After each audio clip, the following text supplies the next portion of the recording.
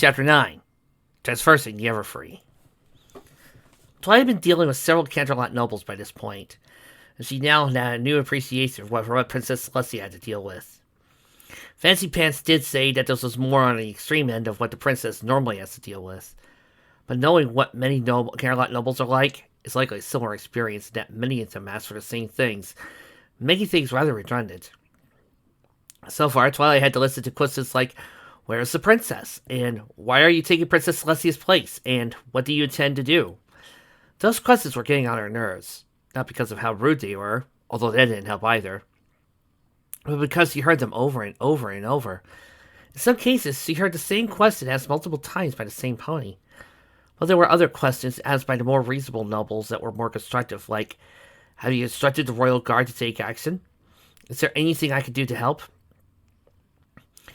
"What will you do to ensure the continuation of the noble class?" another snobby noble asked. "I am well respected in this community and cannot be lost whatever is happening." Blueblood stepped forward to answer. "We will do everything in our ability that any pony worth protecting will be protected," Blueblood replied, being very specific about what he said. "And congratulations, Lord Cocoon. I think you have the second best blue blood that's ever been up on this show. I'm sorry, but first place will always belong to the one from that Groundhog's Day fic we did a long, long time ago." Wow, I did do that story. Twilight was thankful that Blue Blood was snobby, as he was also being a competent regent he was. He knew how to placate the snobby nobles because he knew how they thought. But despite his snobbiness, he's not as shallow as he appears on the surface. He knew what to say to make it sound like they would protect the nobles, because the snobbish nobles believe that they're the only ones deserving to be protected. But when he says they'll protect every pony worth protecting, Blue Blood knows what class you are. It doesn't matter, since all ponies are worth protecting. Blue Blood may view himself as above the commoners, but he's demonstrated how competent he is. Just because he views himself as above commoners doesn't mean that he thinks commoners aren't worth protecting. Twilight was obviously thankful that Blue Blood was the one helping to answer the questions. Meanwhile, 6 cloaked figures were traversing the dark forest. The one in the lead stood out with the staff that she carried on her back. She was the newest addition to the group. Trixie wondered what the staff was for, but she didn't ask, assuming it may be used as a weapon. "So, how did you get to know a zebra?" Trixie asked Flares as they walked. "It actually happened during the rainbow storm," Flares answered. "Somebody put me and Rainbow Grass to the ground, and Sakura found us and healed us as much as he could." Flares then shook one of her prosthetic hind legs. "But as you can see, she can't regrow limbs. But causing the rainbow storm is how I got my cutie mark." "This seems like a painful way to get your cutie mark," Tricia replied. "That's nothing. There's a butcher close to the Griffith lands that found out he was really good at cutting meat. Same thing is, he got it when he accidentally dropped a meat cleaver when he was younger." That was the first time any pony ever had a cute Singetta inside a hospital.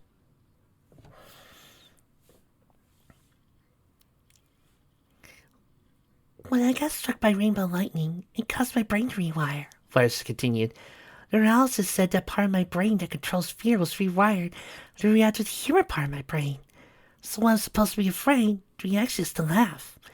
I've learned to tell the difference between proper human and how I react to fear, but I feel so much more free since before the accident.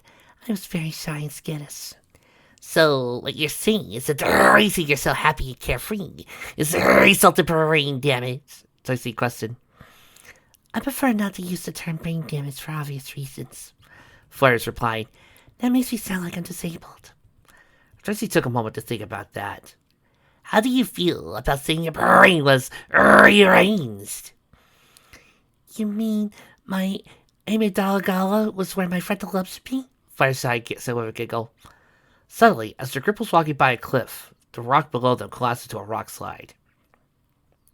Flares and Thunderlane were able to react easily enough, being Pegasi. Sakura had somehow managed to hop from rock to rock as they fell in order to land at the bottom of the cliff safely. Trixie revealed that her cape was more than it appeared. Trixie was hovering in the air, slowly and safely descending to the bottom. The moon sun on her brooch glowed as she descended. Final managed to keep close to the wall, where she used her magic to make her hose last up to the unbroken solid ground. Maud, however, was sliding uncontrollably down the hill towards the drop. Final saw this and took action. "Hold on. I'm coming," Final called out. Before releasing the spell on her hose, it slid down the hill to catch Maud.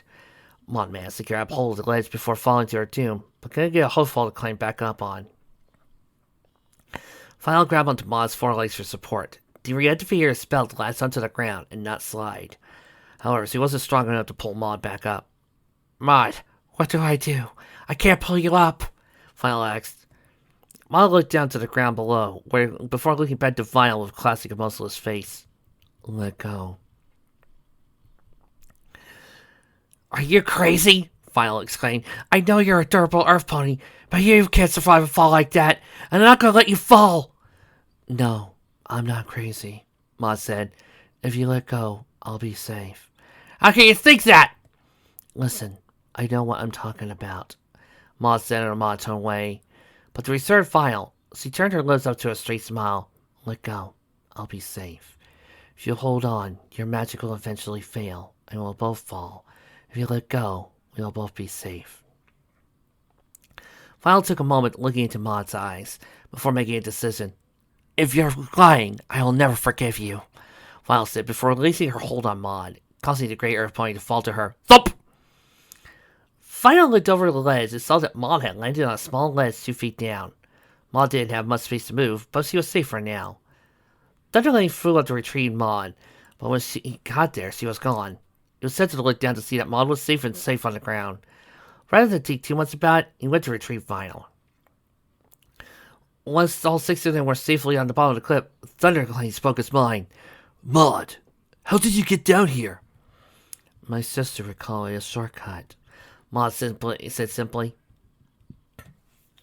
You know, speaking of the honesty test, I know there are some people out there who go, "Well, why wouldn't Applejack be more loyalty because of this instead of honesty?"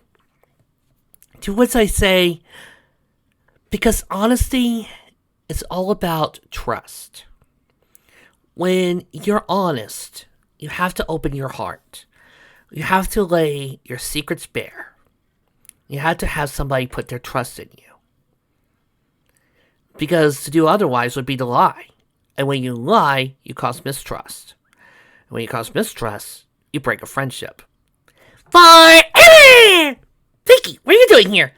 I heard some pony had a chocolate nugget. Here. Nom, nom, nom, nom, nom, nom. Thank you. Why do I even bother with her?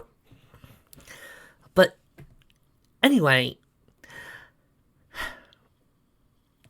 it's all about being honest with somebody. If Applejack was lying to Twilight, she could have died.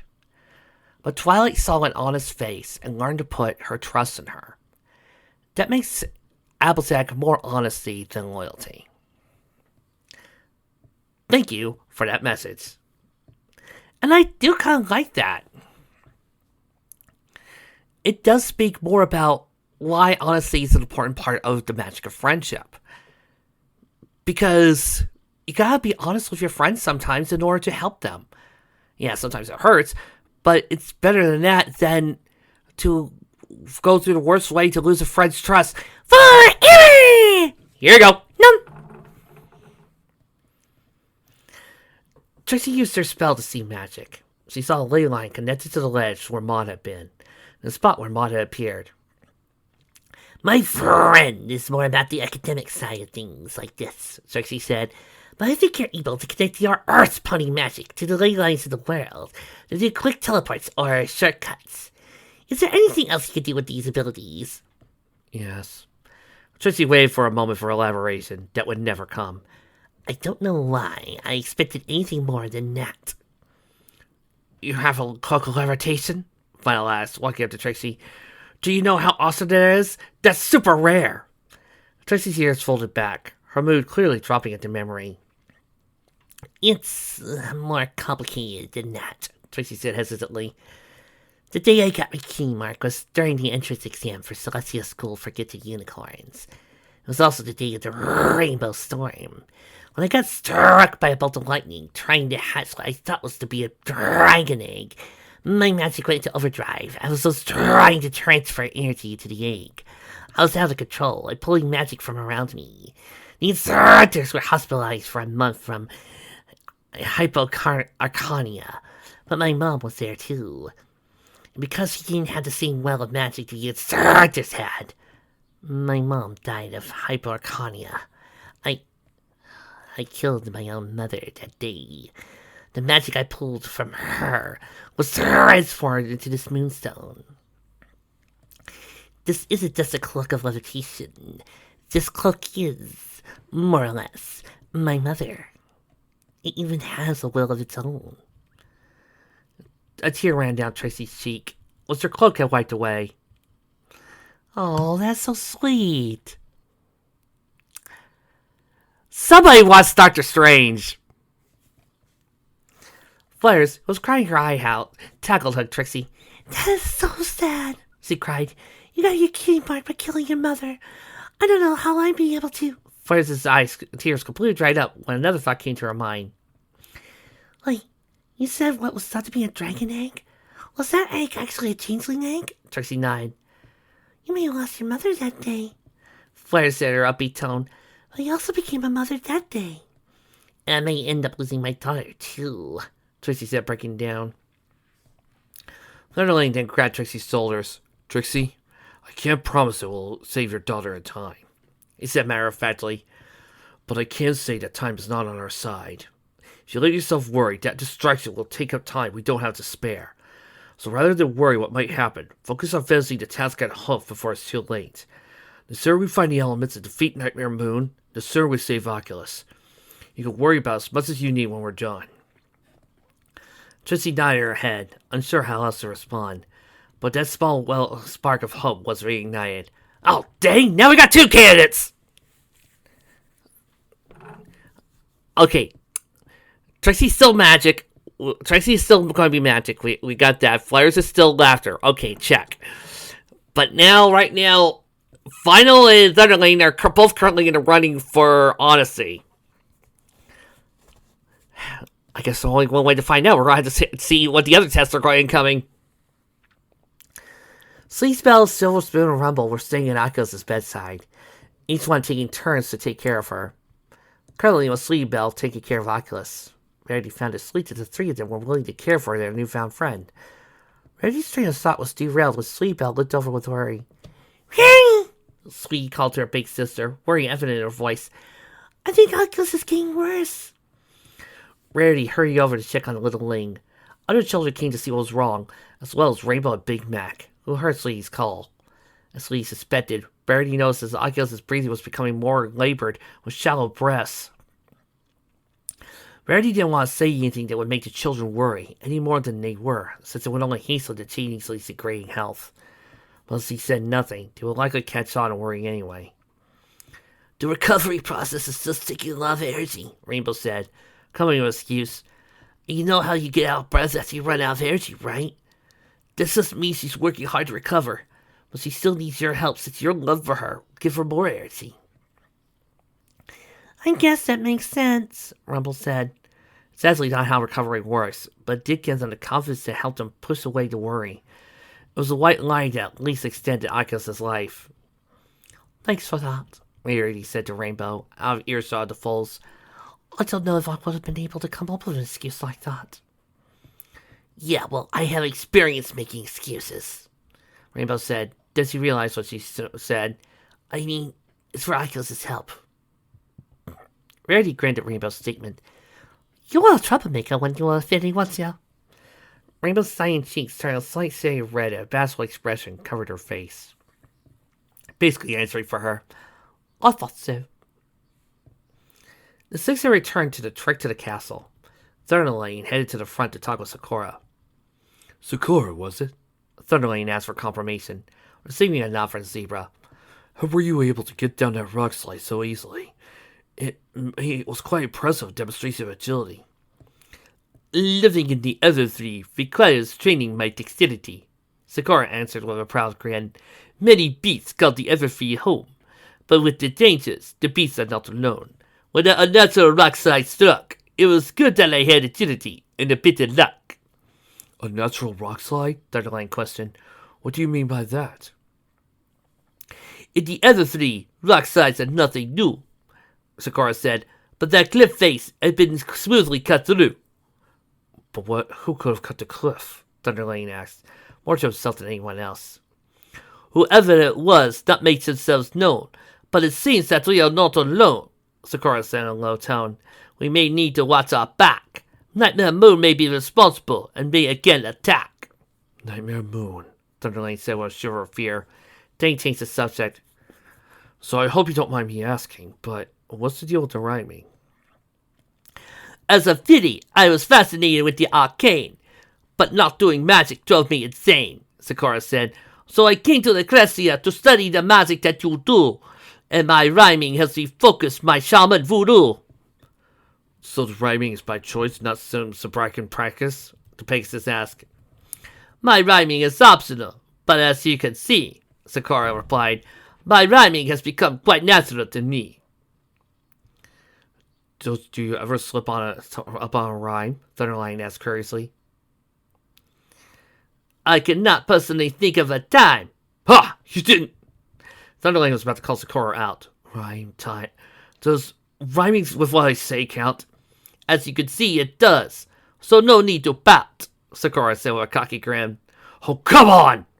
Thunderline exclaimed. Pout doesn't even properly rhyme with splish! Well, rhyming is more based off of a tone and verbal inflection, so it could count. Take it from me. I've taught poetry in class once.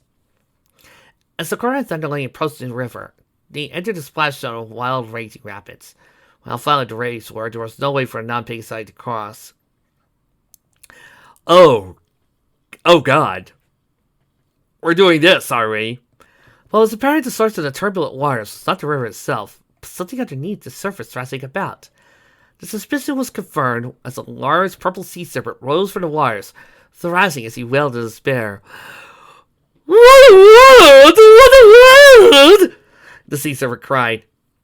Excuse me, sir, or ma'am, Trixie said, not sure what the serpent identified as. What's wrong? I don't know! The serpent admitted. I was just sitting here, minding my own business, with this tiny little cloud of purple smoke just whisked past me and tore half of my beloved moustache clean off, and now I look simply horrid! The sea serpent pointed to the missing half of his moustache. Really? Philo asked skeptically. Is this what the fuss is about? But of course it is, Trixie replied. I may not be a fashionista, but I know you must look your best if you're going to present yourself in front of an audience. You clearly keep your scales nice and shiny, Trixie said, looking at a reflection of one of his scales. I know! The serpent sniffed. And clearly you put more effort into your mane to make it worthy to be presented in front of the world, Trixie exclaimed. Oh, I know! The serpent confirmed, cheering up the show of empathy. But it's all meaningless when everybody's attention is drawn only to half a moustache, Trixie continued. It's true! The serpent cried again. I'm hideous! But there's no need to fret anymore, Trixie said, a presentation mirroring her stage performance persona. For I, the great and powerful Trixie, am here to assist you with your conundrum. Trixie summoned a magical pair of scissors and cut what was left of the stump of a mustache. At the other side of the mustache, the syrup was even on both sides. As the scissors disappeared, a gladed flow appeared on the sea serpent's snout. In a few moments, his mustache grew back as magnificent as it was before. Now, you're perfectly worthy. You're presenting yourself on stage, Trixie exclaimed. The serpent looked at his reflection in the water. The sea-dash mustache was as good as new. My moustache! he exclaimed. You six want to cross the river? Then allow me! The serpent extended his body so that it could be used as a bridge. Thank you very much, good sir, Trixie said, still in show pony mode. And allow me to introduce myself properly, The serpent said. My name is Stephen Magnet. The six mares introduced themselves before leaving the serpent to his own devices. Okay, stop. You are having way too much doing that voice. I know, Trix. What can I say? Stephen Magnet doesn't show up enough of these fanfics for me to truly let loose. That was not me. Not my fault. Moving on. Taki? Nightmare Moon growled, pacing back and forth in anger. My misform is not Taki. It's a reflection of the beautiful night sky. But what do ponies know of the beauty of the night? Nightmare Moon looked into a magically summoned mist and analyzed what the ponies had managed so far. They tamed the Monticle. They've gained a sixth member. They survived the rock slide. And they claimed a raging sea serpent. What's next? Will one of them make an Ursa Major their pet? Will another transform into an alicorn? Will another rise from the dead after I kill them personally? And another thought came to mind. Those six ponies are an unstoppable force. Nightmare Moon said in a calmer tone. But if I could convince them to side with me, they would make for formidable captains for an army. They alone are an army. Perhaps I should stop trying to stop them and start trying to recruit them. With a new mindset, Nightmare Moon turned to place new traps.